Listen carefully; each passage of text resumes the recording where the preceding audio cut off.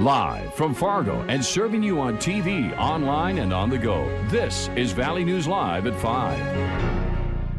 If it doesn't fit or it's not fastened, it doesn't do you much good if you need it. A 42-year-old man and his 4-year-old son are dead after a kayaking accident on a lake just southeast of Bemidji. The Hubbard County Sheriff's Department says Jesse Anderson of Northwood, Iowa, and his son were on Hart Lake when the kayak tipped on Saturday. Neither victim was wearing a life jacket. Experts say handling a kayak can be trickier than other boats, and kayaks have become very popular, not only in Lakes Country, but here in the FM area. Valley News Team's Melanie Palmer has more on what you need to know before the next time you step into a kayak or canoe. We always talk about respect with any water body because an unfortunate incidences, just a few inches of water, you can drown. Christine Holland is the executive director of River Keepers in Fargo. It's a local organization promoting safe use of this community resource. And she's a kayaker herself. But she tells us you have to be careful when using a kayak or canoe. You have to respect the water, any water body that you're on, and also know your limits. She says a kayak tipping, as in the case of the drowning near Bemidji, is unusual. Christine tells us they are normally quite stable in the water, but if you do flip, put your feet up and go with the current, and if you can grab your vessel, to grab onto that and try swim to shore. But Christine and Spencer Deitz, who is a professional fisherman, says the best way to prevent an accidental drowning is to wear that life jacket. They're easy. Some people think they get in the way and they're cumbersome, but it really is the best way to prevent it. Deitz says it's not enough to just have the life jacket in the boat, and he tells us it has to fit right. A lot of the youth life jackets have straps that go between the legs and will buckle, so there's just no way that they could pop off over the head. And you might not know this, but if you're caught on a lake in Minnesota or North Dakota without a life jacket, you're breaking the law. The DNR says any child 10 years old or younger must have a life jacket on when on any kind of watercraft. And for adults, it's required to at least have the life jackets on board in the state of Minnesota. In Moorhead, Melanie Palmer, Valley News Live. The law in North Dakota requires all watercraft users to wear a life jacket, as well as anyone towed on skis, tubes, boards, or other similar devices. Christine with River Keepers also tells Valley News Live if you're kayaking or canoeing on the Red River to portage around the dams. It's a quiet start to our week with sunshine and warm temps. How does this evening look? Well, some of us are seeing a few sprinkles of rain. Most of that activity is in the far south or east, and it won't last too much longer. But where we see the rain showers is also where we find the coolest temperatures.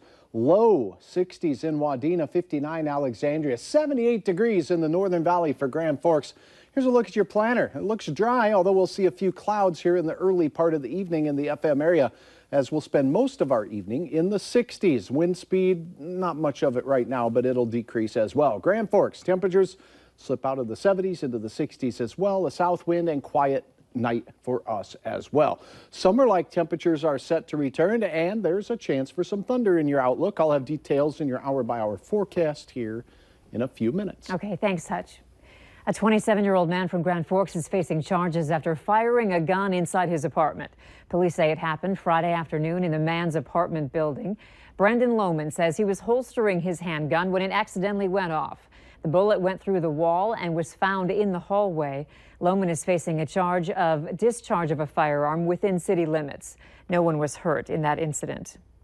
2 men are charged with manslaughter in the death of a firefighter who was found beaten outside a bar in western Minnesota. They're due in court. Troy Trout and Jacob Larson are each charged with first-degree manslaughter and fifth-degree assault and were scheduled in Douglas County Court today. 46-year-old Stephen Holinsky was found bleeding from his nose and ear outside the Muddy Boot Bar in Forada early on May 5th. Holinsky was released from the hospital on May 11th and died at home 2 days later. Authorities say surveillance video shows Holinsky trying to escort Larson out of the bar after he was seen smoking pot inside. The Minnesota BCA is headed to Otter Tail County today on the case of possible human remains found over the weekend. New York Mills police say someone found what looked like human bones yesterday afternoon while out on a walk in a wooded area near the Lund Boat Company. The bones are being sent to a medical examiner's office for identification. Police say there's no danger to the public. A motorcycle on fire started a massive garage fire in the Northern Valley. Firefighters arrived at 2100 South 29th Street early this morning to find part of a 10-stalled garage complex engulfed in flames. They were able to get the fire under control quickly. Only 2 garage units were damaged, but that damage is estimated at $50,000. No one was hurt, and investigators are still looking into how the motorcycle burst into flames. A whistleblower contacted us about a plot of land managed by the University of North Dakota that's about to open up to hunters. The surrounding landowners say they think hunting will create a danger for homes and passing cars in the area. Valley News Team's Ryan Laughlin tells why officials say hunting will make the area less dangerous. There's a pristine plot of land in Trail County. We have about 137 acres. UND and Trail County manage this plot just north of Cummings. Forested habitat mixed with some wetlands out there in the middle, and we have grasslands as well. So this is really a special piece of property for the Red River Valley. Up until now, the only usage that this land was supposed to be used for was for educational purposes, a research, outdoor classroom type of experience. But now there's a new proposal. And if you look over here, you can see that we've had some people, unbeknownst to us, post these properties without our permission against hunting. And so by opening this up to some limited public hunting, we can also have better law enforcement here from North Dakota Game and Fish game wardens. Jason Bolanger says there's evidence of illegal hunting on the land already. They want to allow hunting, but limit the deer hunting to just archery and muzzleloaders. Nearby landowners who didn't want to be identified say hunting will be a danger for the homeowners and everyone traveling on I-29, which borders the proposed hunting area. That's something UND and state officials say they have considered. They believe responsible hunting will make the area safer, especially for motorists.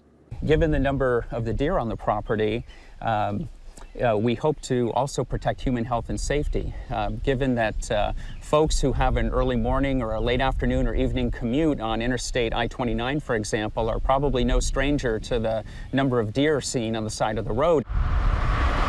It's still early in the process. The soonest hunters could be moving in wouldn't be until 2019. From Trail County, Ryan Laughlin, Valley News Live. The land would still be used as an outdoor learning experience for students. Next week, officials from UND and Game and Fish are meeting with landowners to discuss their concerns. In North Dakota, hunters need to be at least 440 yards away from an occupied building. If you need help uncovering fraud and corruption in your community, call our whistleblower hotline, 237-6576. You can leave your tip, and then a member of our investigative team will get on the case and go to work to expose the truth. An upcoming Justice Department Inspector General report is expected to criticize the FBI over a weeks-long delay in reviewing a newly discovered trove of Hillary Clinton's emails in the days before the 2016 presidential election. That's according to people familiar with the findings who were not authorized to discuss the report publicly before its release and spoke on condition of anonymity. Once armed with the warrant, the FBI quickly scoured the emails and found nothing to change its recommendation against charges for Clinton. How do you say thank you to the men and women who serve our country? Honor Flight of North Dakota, Minnesota has been taking groups of veterans to our nation's capital since 2005. They are wrapping up their latest 2-day trip to D.C. Today's highlight, and maybe the trip's most memorable event, was meeting up with Horizon Middle School students from Moorhead. The students were in Washington on a class trip and wanted to greet the 85 veterans. The two groups posed for a photo at the memorial, and the students visited and showed their respects to the vets. We did this 2 years ago and had the honor flight here, and it was the highlight of their trip. So we're very excited to do it again, and it means a lot to them, and it means a lot to the veterans. The vets left D.C. late this afternoon and are expected home around 8 o'clock tonight. Valley News Team's Mike Morgan is with the group, so look for him to join us with a report tonight on Valley News Live at 10. Whether you have a big backyard or some pots on your deck, it's finally time for some spring gardening. Experts with Cheyenne Gardens say when it comes to planters, the bigger the better. Using a big pot for plants means the soil won't dry out as quickly in the summer heat. When planting trees, a hole should be twice as wide as the base and only as deep as it was in its container. Cheyenne Gardens also says it's important to fertilize your plants both in a pot or garden bed. Always follow and read label directions on the fertilizer. There are lots of different brands out there, and all of them are good.